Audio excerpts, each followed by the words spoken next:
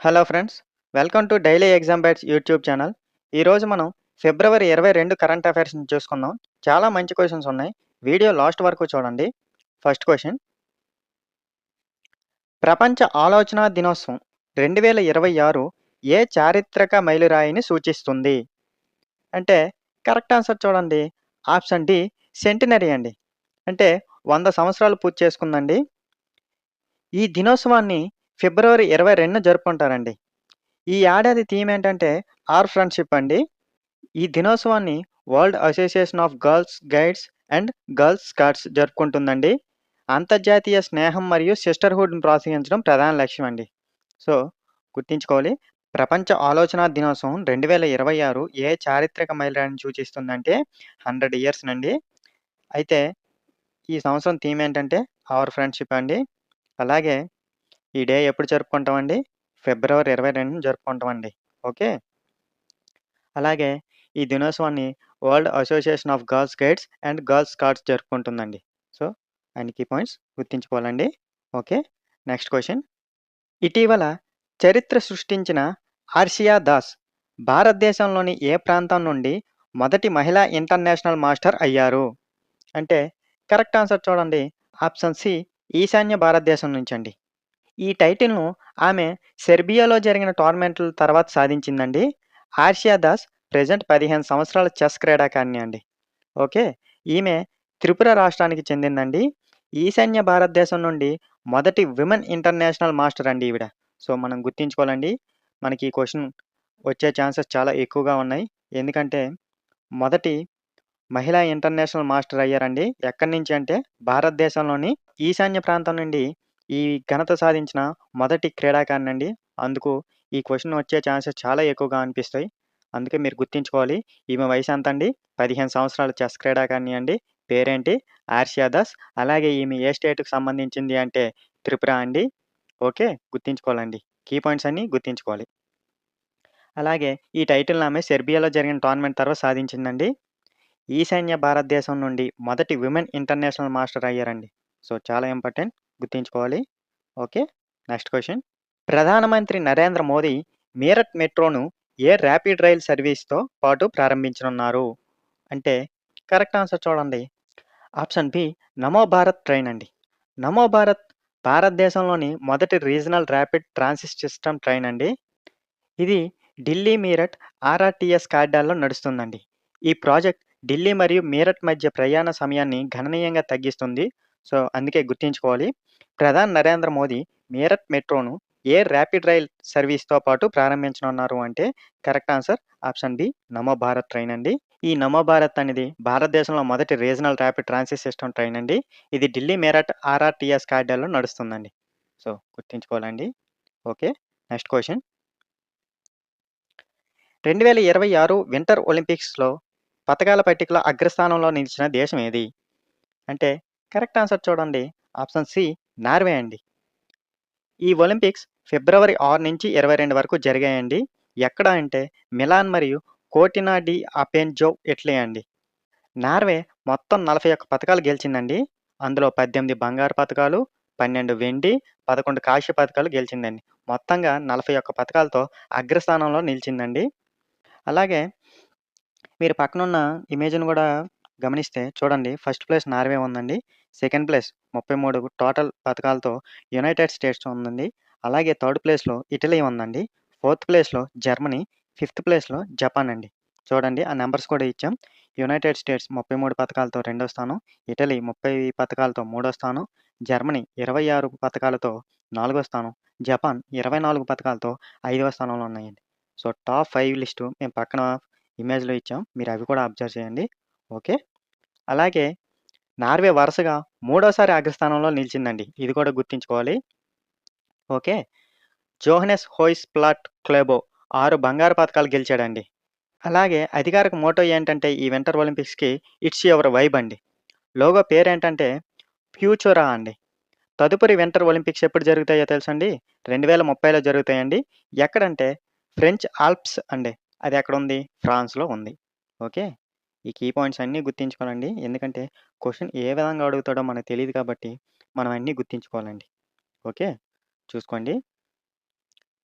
బీహార్‌లో ఆమోదించబడిన సోనేపూర్ అంతర్జాతీయ విమానాశ్రయ ప్రాజెక్ట్ ఎలా గుర్తించబడుతుంది? అంటే కరెక్ట్ ఆన్సర్ చూడండి. ఆప్షన్ సి బీహార్‌లో అతిపెద్ద విమానాశ్రయంగా గుర్తించబడుతుందండి. ఈ విమానాశ్రయం 4228 ఎకరాల్లో నిర్మించబడుతుందండి. భూసేకరణ అంచనా ఖర్చు ఎంతంటే 1,302 కోట్లండి. పూర్తి చేయి సంవత్సరం లక్ష్యంగా ఎప్పుడుగా పెట్టుకున్నారు అంటే 2030 అండి. రన్‌వే పొడవు ఎంతంటే 4200 మీటర్లండి. సో, గుర్తుంచుకోవాలి. బీహార్‌లో కొత్తగా ఆమోదించబడిన సోనేపూర్ ఈ పేరు కూడా గుర్తుంచుకోవాలండి.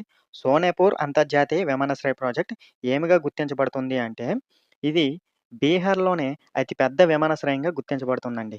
సో, ఈ విమానాశ్రయం కీ పాయింట్స్ ఒకసారి చూసుకుంటే, ఈ విమానాశ్రయం 4228 ఎకరాల్లో నిర్మించబడుతుంది. అంచనా 1,302 కోట్లండి.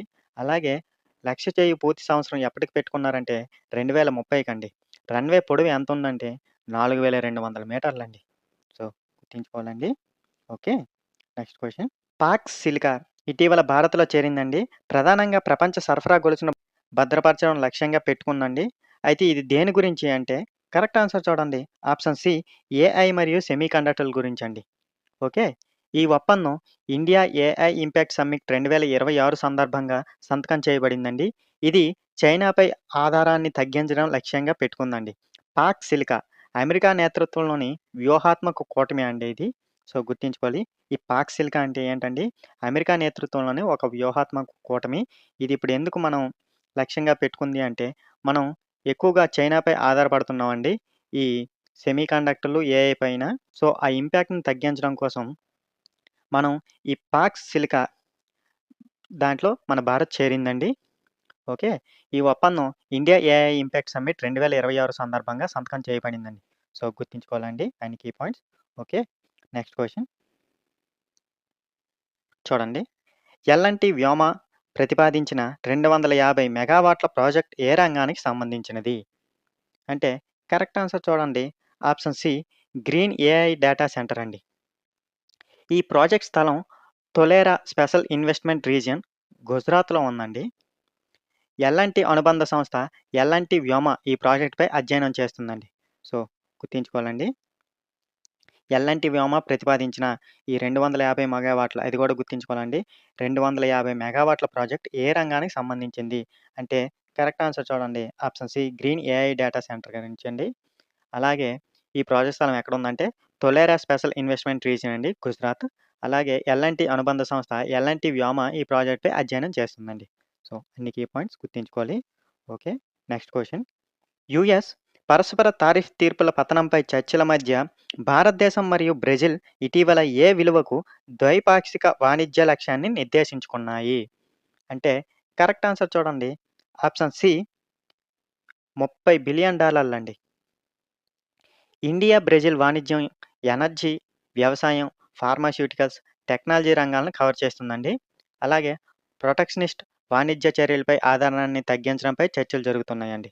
సో, యూఎస్ పరస్పర తారిఫ్ తీర్పుల పతనంపై చర్చల మధ్య భారతదేశం మరియు బ్రెజిల్ ఇటీవల ఏ విలువకు ద్వైపాక్షిక వాణిజ్య లక్ష్యాన్ని నిర్దేశించుకున్నాయి అంటే correct answer option C $30 billion అండి.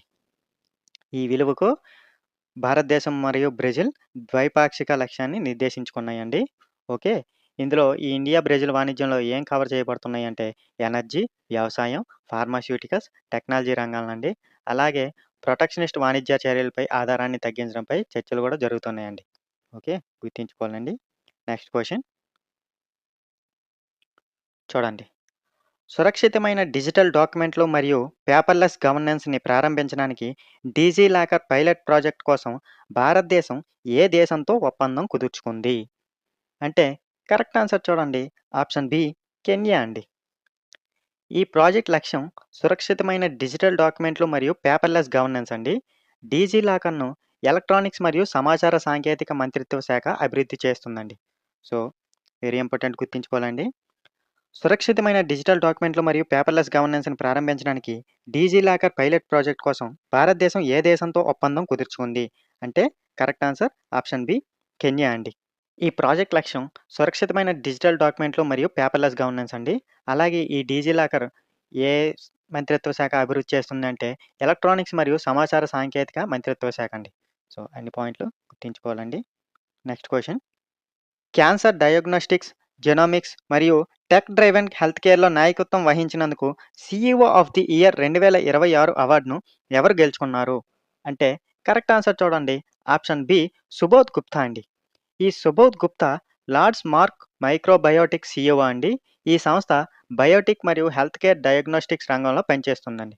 సో, గుర్తుంచుకోవాల్సిన పాయింట్ ఏంటంటే సీఈఓ ఆఫ్ ది ఇయర్ 2026 ఎవరు వచ్చిందండి?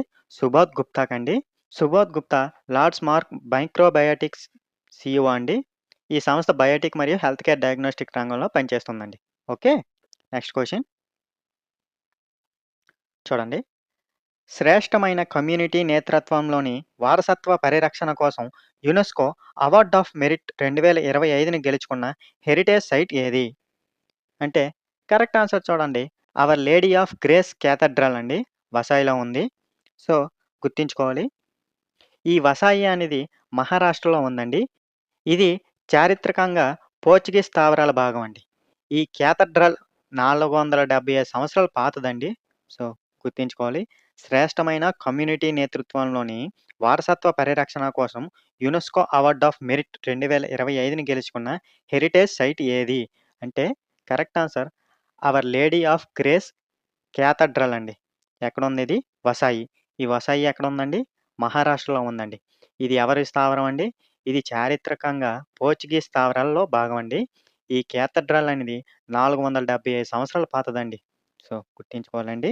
Very important. Next question. Quiz of the day అండి. మనం ఆల్రెడీ ఈ క్వెషన్ గురించి డిస్కస్ చేసాం. ఆన్సర్ తెలిస్తే కింద కామెంట్‌లో చెప్పండి.